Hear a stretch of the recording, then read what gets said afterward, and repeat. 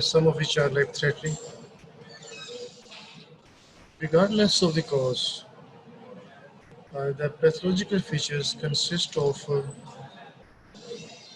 degeneration and degeneration at the same time.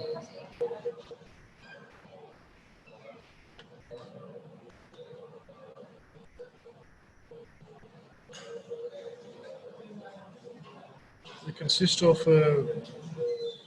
fibrosis, development of fibrosis, distortion with formation of degenerative to the point that there is architecture nodules formation. This results in decrease in hepatocellular mass and thus functions and an alteration of the blood flow. The induction of fibrosis occurs with the activation of hepatic central cell, resulting in the formation of increased amounts of collagen and other components of extracellular matrix. There are a number of causes of cirrhosis, but practically we see that over 95% cases are because of hepatitis, that is hepatitis B or C. And second common cause is alcohol. Alcohol is number one cause in developed countries, Europe, North America, Australia. So the main causes of cirrhosis, viral hepatitis, that is B and C, and the autoimmune hepatitis, alcoholism, cardiac cirrhosis, the non-alcoholic steatohepatitis, cystic fibrosis, biliary cirrhosis, cryptogenic cirrhosis, and primary biliary cirrhosis. And certain uncommon causes are primary sclerosing cholangitis, autoimmune angiopathy, Wilson's disease, alpha-1 antitrypsin deficiency, and hemochromatosis. There's a long list of causes, but as I mentioned earlier, in over 90% of cases in our country are because of hepatitis B and C, and some percentages with alcohol. The other causes, is a long list of causes, they only occur in even less than 2 or 3% of cases, total cases.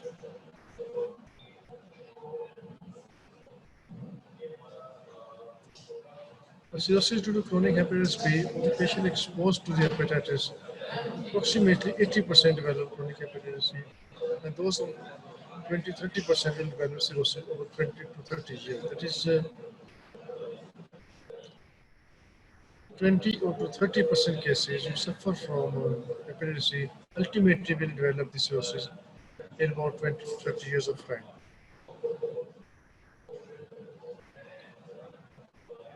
This percentage is less as compared in case of hepatitis B, and total patients who suffer from hepatitis B, only 5% develop chronic hepatitis. And out of those 5%, 20% patients will go on to develop liver cirrhosis.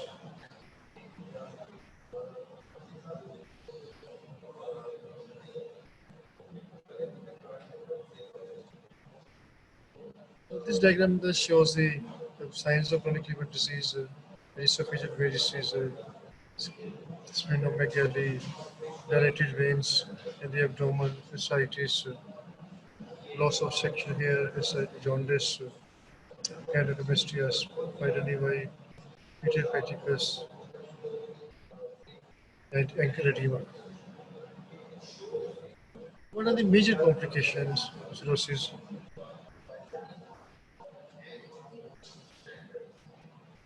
Portal hypertension is the most important complication of cirrhosis, and it is defined by the portal pressure is in petrol vein pressure gradient is 5 millimeter of mercury. The portal hypertension is defined as the elevation of the hepatic venous pressure gradient to more than 5 millimeter mercury. Portal hypertension is caused by combination of two simultaneously occurring hemodynamic processes: increased intrahepatic resistance to the passage of blood flow to the liver due to cirrhosis, and regenerated nodules. The second factor is increased parenquimal blood flow secondary to vasodilatation within this parenquimal bed. When these two factors combine, result in portal hypertension. Portal hypertension is directly responsible for two major complications of the cirrhosis, that is Willis hemorrhage and ascites. Willis hemorrhage is an immediate life-threatening problem with 20 to 30% mortality associated with each episode of bleeding. The Willisal bleeding I discussed in the last lecture of GAT bleed. So, in this lecture, I'll tell you in short, very short, just revision purpose. Three primary complications of portal hypertension is the hemorrhage, ascites, hypersplenism. 5 to 10% of cirrhotic patients per year develop varices, and it is estimated that the majority of patients with cirrhosis will develop varices over their lifetime. Furthermore, it's anticipated that roughly one-third of patients with varices will develop bleeding. It's a very high percentage, which means 33% or 35% patients who develop cirrhosis, they'll develop varices. So 30% patients of cirrhosis will develop varices, and they can result in bleeding. Endoscopic evidence of varices, different views. You can see the engorged veins in the esophagus, lower end of esophagus. Treatment of the varicose and this is a repetition of the previous lecture. Treatment of varicose hemorrhage is complication of portal hypertension. Is divided into main categories. Primary prophylaxis, bleeding should not occur. The second is prevention of rebleeding once there has been an initial varicose. So, two main categories are primary prophylaxis before the patient develops bleeding, and second is prevention of rebleeding once there has been an initial varicose hemorrhage. Primary prophylaxis requires routine screening by endoscopy of all patients with cirrhosis. Once the varices that are at increased risk of bleeding are identified endoscopically, then primary prophylaxis can be achieved either through non-selective beta blockade or by medicine band ligation. If clinician feels that these varices might not bleed endoscopy, then he goes for the medicine band ligation. Endoscopic varicose band ligation has achieved a level of success becoming most gastrointestinal to see patients with this complication of portal hypertension.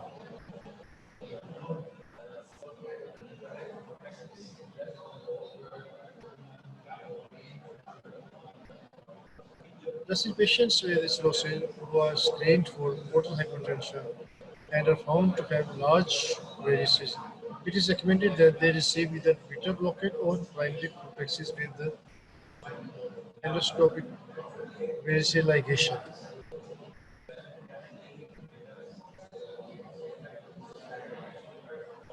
The medical management of acute venous hemorrhage includes the use of vasoconstricting agents such as pitostatin. This I discussed also in last lecture.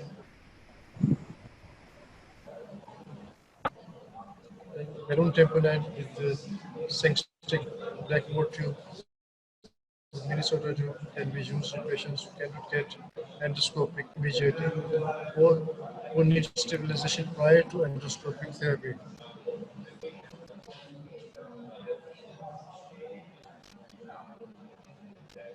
The prevention of recurrent bleeding once the patients have had an acute bleed and have been managed successfully. Attention should be paid to preventing recurrent bleeding. They may not develop bleeding again. This usually requires repeated variceal band ligation until varices are obliterated. Beta blockade may be of adjunctive benefit in patients who are having recurrent vessel magnification. However, once varices have been obliterated, the need for beta blockade is lessened.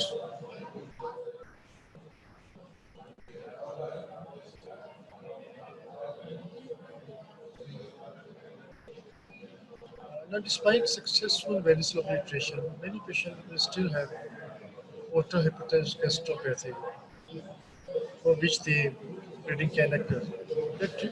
This means that patient has not developed varices, but because of back pressure, increase in back pressure, they develop hypertensive, portal hypertensive gastropathy.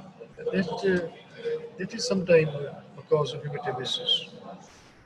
Non-selective beta blockade may be helpful to prevent further bleeding from portal hypertension gastropathy once the varices have been obliterated.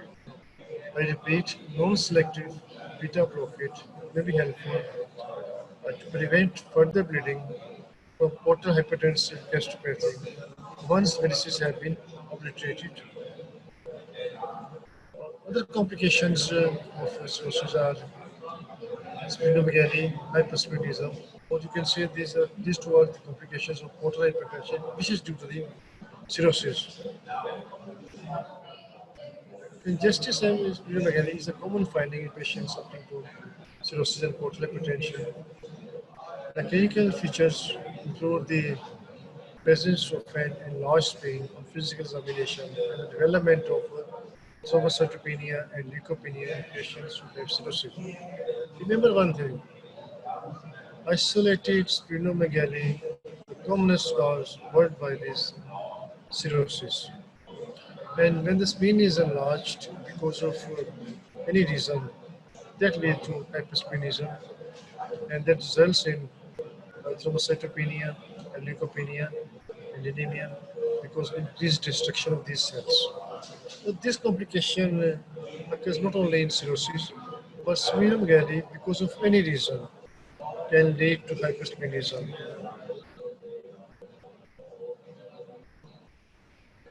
Some patients will have fairly significant left-sided and upper quadrant abdominal pain that will enlarge and goes to. That is the, you can say the physical effect of the enlarged spleen.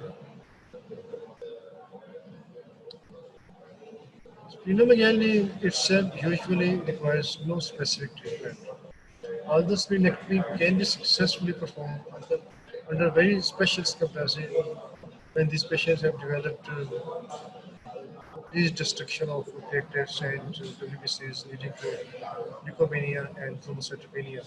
So to reduce the physical factor of hypersplenism, in these cases sometimes splenectomy is required.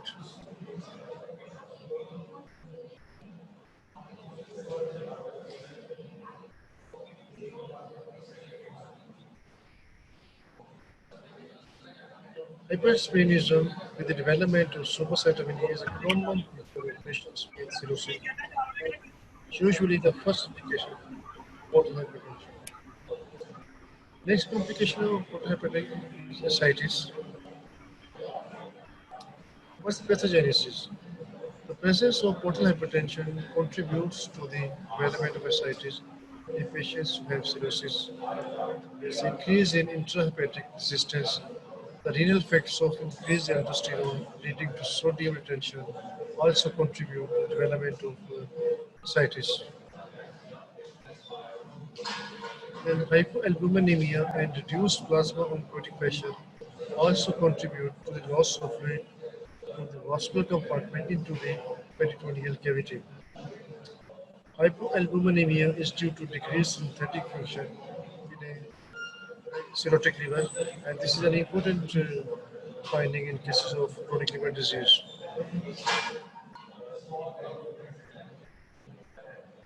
See the massive ascites in cirrhosis. Another view. The diagnosis of ascites is by physical examination and is often aided by abdominal imaging. Patient will have a bulging flanks, may have a fluid wave, or may have presence of shifting dullness.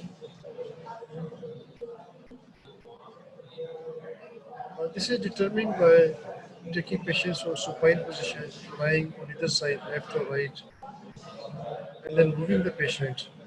And you find the lower portion there, and noting the movement of the dullness to percussion, which means that initially patient had dullness when this both portion, right or left, is at the above level, above the superior position, then this dullness disappears. This means that there is shifting dullness. Disappears because of the presence of fluid. What's the treatment of ascites? Patients with small amounts of ascites can usually be managed with dietary sodium restriction or advise the patient to restrict the sodium intake. Traditionally, spironolactone is given at a dose of 25 to 200 milligram per day as a single dose, started by 25, gradually increased to 200 milligram. And if you do not find the desired effect, the fusaline may be added a dose of 40 20 milligram per day, particularly in patients who have peripheral edema also.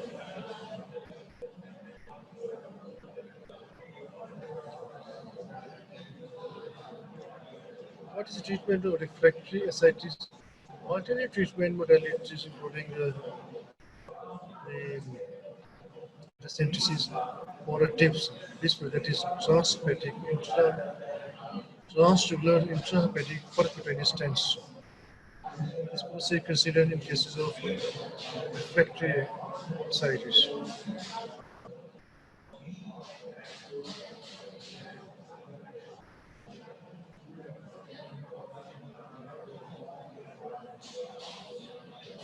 The prognosis for patients with cirrhosis with ascites is poor, and survival rate decreases to less than 50% after 2 years. Thus, there should be consideration for liver transplantation in such patients with onset of ascites.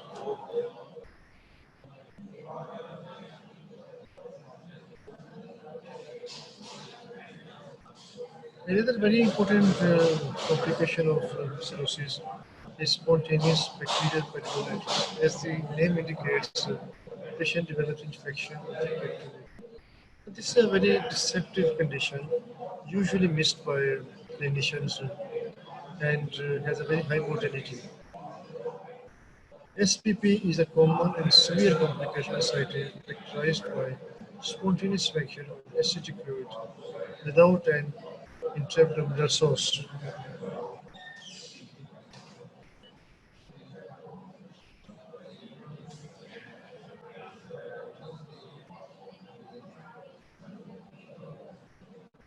In patients with cirrhosis and ascites, severe enough for the hospitalization, spontaneous bacterial peritonitis can occur in up to 30% of the individual and can have a 25% in hospital mortality. It's very high mortality if they are not treated in time.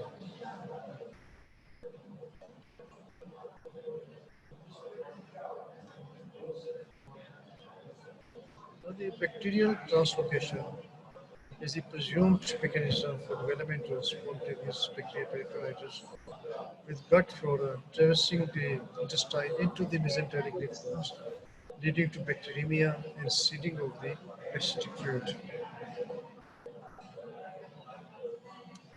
The most common organisms which are responsible for the SPP, that is spontaneous bacterial peritonitis, E. coli, another gut bacteria, which is Streptococcus viridans, certain gram-positive bacteria, including Streptococcus viridans, the Staph aureus, and E.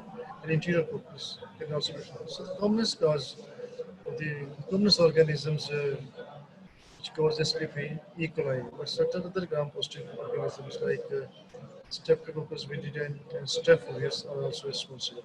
Staph aureus is important because in hospital setup, majority of the cases of Staph aureus are resistant to the routine medicine, even the third generation sporoids.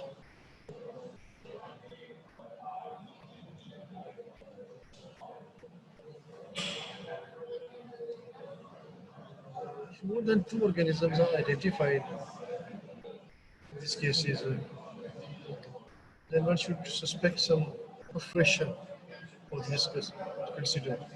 If more than two organisms are identified, secondary bacterial peritonitis SPP should be suspected because of perforated viscous.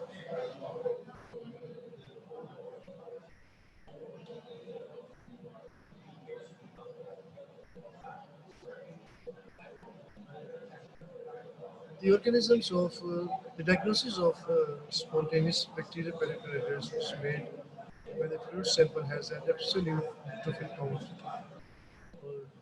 more than 250 or total WBC count more than 500.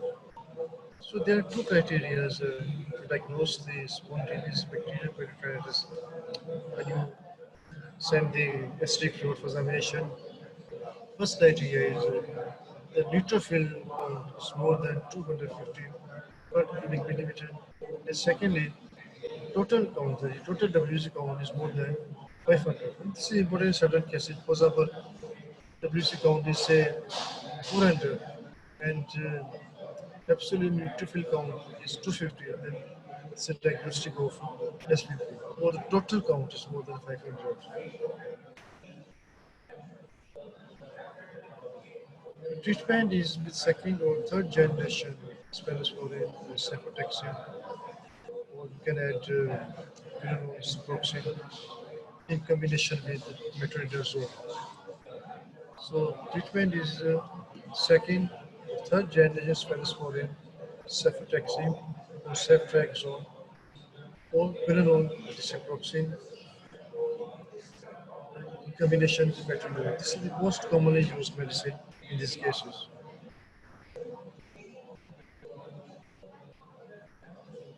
Now, in patients with varicose hemorrhage, the frequency of spontaneous bacterial penetrations is significant. The frequency of SPP, that is spontaneous bacterial peritonitis, is significantly increased, and prophylaxis against this is recommended when patient presents with hypergenic. So, the patient, any patient is having cirrhosis and it reports with hypergenic, one should anticipate the development of bacterial infection. So, we give antibiotics in anticipation prevention of this spontaneous bacterial peritonitis.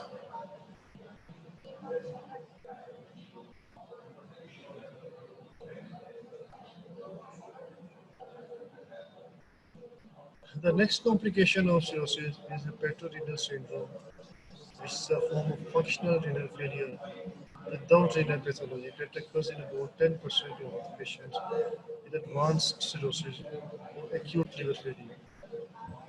So, hepatorenal syndrome, the form of functional renal failure without renal pathology that occurs in about 10% of the patients with advanced liver cirrhosis or acute liver failure.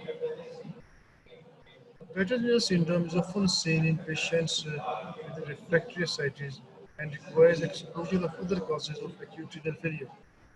So when you rule out other causes of renal failure or raised levels of urea creatinine, then the diagnosis of peritoneal syndrome is made. Currently, patients are treated with medorinine and alpha agonist along with octreotide, IVL, Buman, the best therapy for peritoneal syndrome liver transplantation. Recovery of renal function typical in this setting. Next is a important complication because this is the usual cause of death in these patients, and that is hepatic encephalopathy. Portosystemic encephalopathy is a serious complication of chronic liver disease or cirrhosis and is broadly defined as alteration in mental status and cognitive function occurring in the presence of liver failure. Patient has liver failure and that has led to an alteration in mental status. This condition is known as hepatic encephalopathy. Or you can say the encephalopathy because of its liver conditions.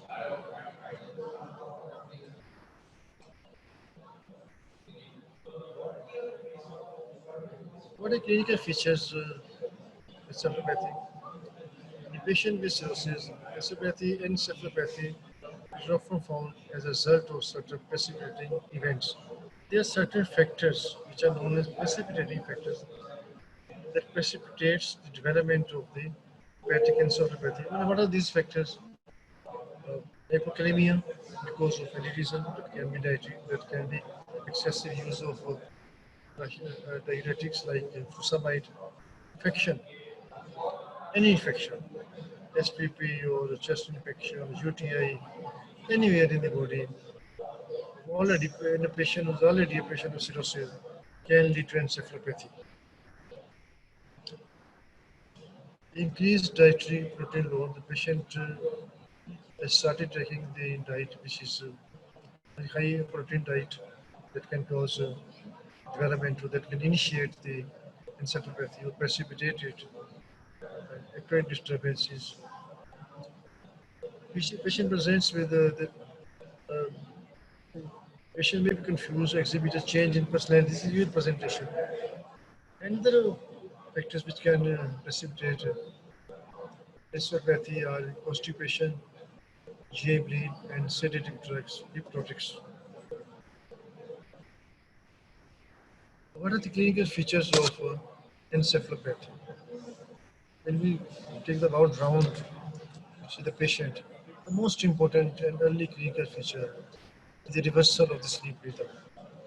Attendants of the patients complain that patients sleeps in the morning and whole night is awake. So inversion of the sleep rhythm is a very early sign of encephalopathy.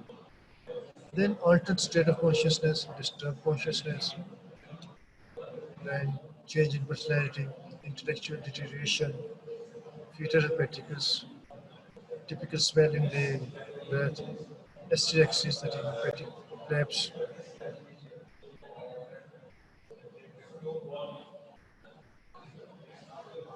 Hepatic flaps, they are usually present in stage 2 and 3. They are not present in stage 1 and 4 because in stage 4 patient goes into coma. What are stages of encephalopathy? Stage 1, altered attention span, personality change. Stage 2, lethargy, personality change, disorientation, and hepatic flaps. Stage 3, stupor but responsive, severe confusion, and disorientation, abnormal तीन behavior, नहीं बल्कि 5 सुनिए incompressible speech. और रहेंगे And stage 4 means the patient has gone into coma. So hepatic flaps, the point to remember is hepatic flaps are present in stage 2 and 3. They are not present in stage 1 and stage 4.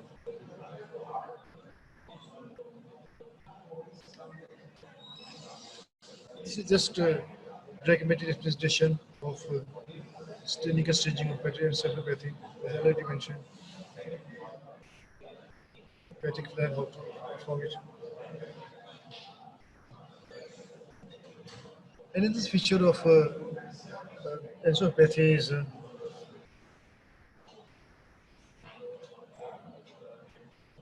construction apraxia, or deterioration in the patient's handwriting. So advise the patient to draw stars or the signs, signature of the patient. If not educated, then just start. And you find that there's a gradual deterioration in the formation of stars, and that's an early sign of encephalopathy. That these mean the patient might not go into encephalopathy, pending encephalopathy.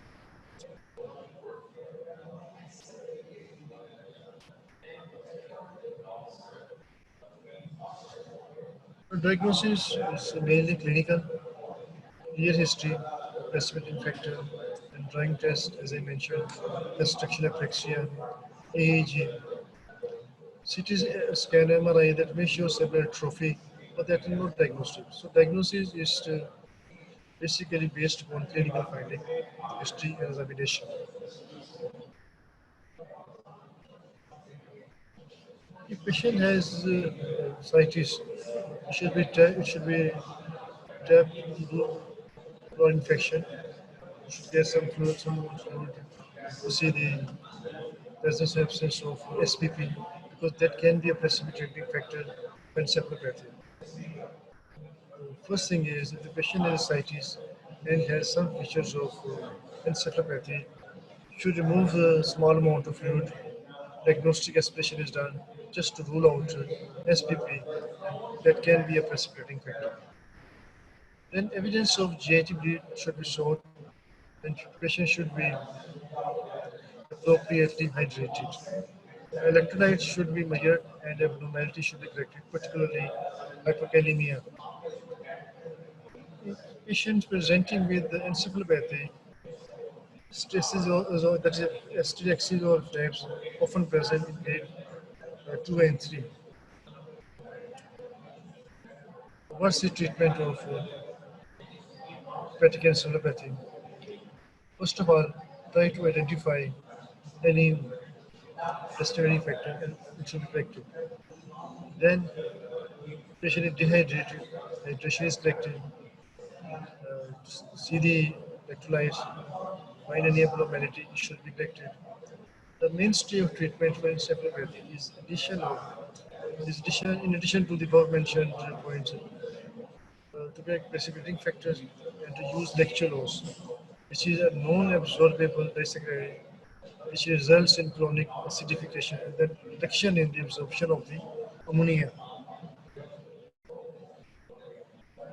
The goal of lactulose therapy is to promote 2 to 3 stools per day. Patients are asked to titrate their amount ingested lactulose to achieve the desired effect. Poorly absorbed antibiotics are often used as adjunctive therapy for patients who have had a difficult time with lactulose. Alternative administration of neomycin is commonly employed to reduce the individual side effects of each.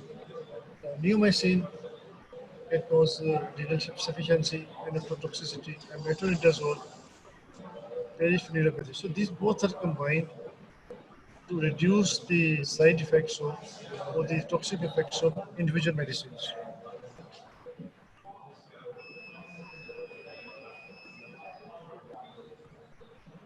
More recently, another antibiotic, rifaximin, has been very effective in treating encephalopathy without the known side effects of neomycin or metronidazole. Now, this is the main medicine is being used in these patients. Then zinc supplementation is sometimes helpful in patients with encephalopathy and with relative arthritis.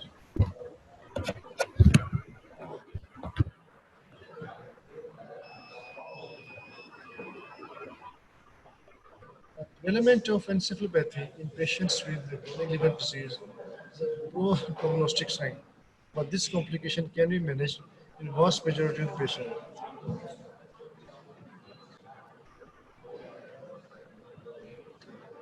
Other complication of cirrhosis is malnutrition because the liver is principally involved in the cirrhosis. And as we know that liver is a metabolic factory of the body and also synthesizes albumin. It is not surprising that people with advanced liver disease are commonly malnourished. Patients become cirrhotic, they are more catabolic, and muscle protein is metabolized, or you can say the muscles are melted, and patient has a typical appearance of cachexia.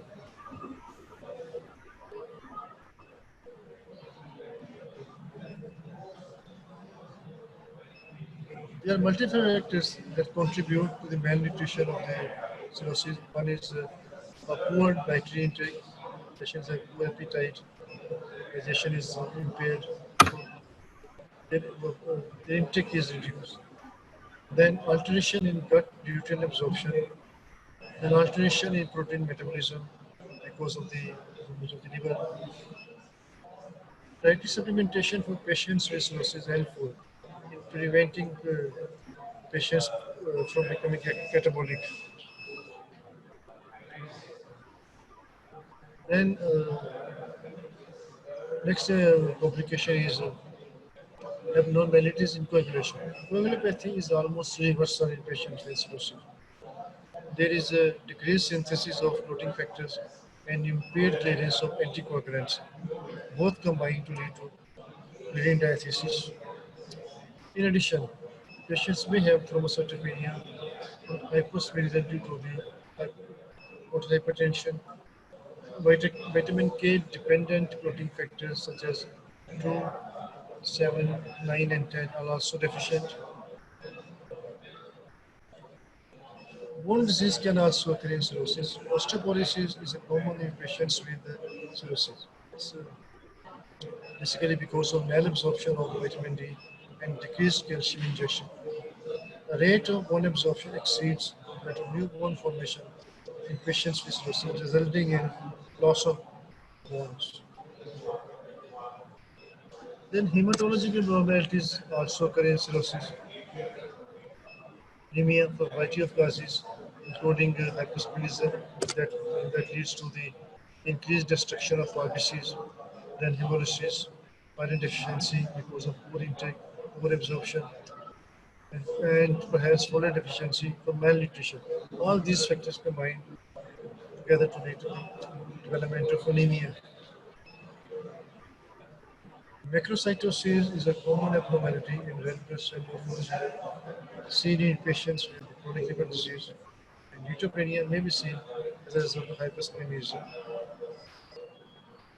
Hepatocellular carcinoma is a dental complication and usually occurs in patients who have had hepatitis B or C.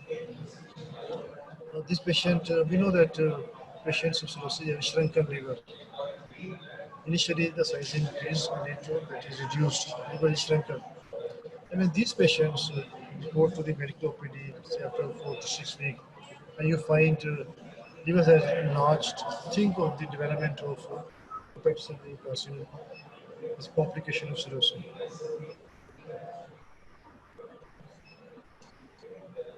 Hepatopulmonary syndrome, that is involvement of lungs in case of cirrhosis, is just diagnostic representation in fibrosis, cirrhosis, fusion, lot of complications in lungs because these complications are because of the liver involvement.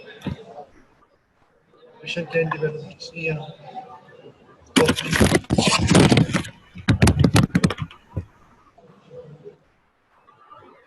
Another interesting complication of cirrhosis is portal vein portal vein thrombosis. Now, this is a very deceptive diagnosis. A patient reports with severe pain abdomen that can be acute, chronic in onset. But the important thing in this patient is that the severe symptoms, unbearable pain, and no signs. Very big. In portal vein thrombosis, the severe pain abdomen and no signs. This is typical of the vascular causes of vein abdomen. That can be portal vein thrombosis, or that can be even embolism in the inferior mesenteric artery or superior mesenteric artery. So remember, whenever vascular cause is there as cause of acute abdomen or severe pain abdomen, you do not find any sign. A patient with cirrhosis goes to clinician with severe pain abdomen, but should think of portal vein thrombosis as a complication of cirrhosis. And this is confirmed by Doppler ultrasound and CT scan. Thank you. I try to be brief and to the point. Any questions, if anybody has?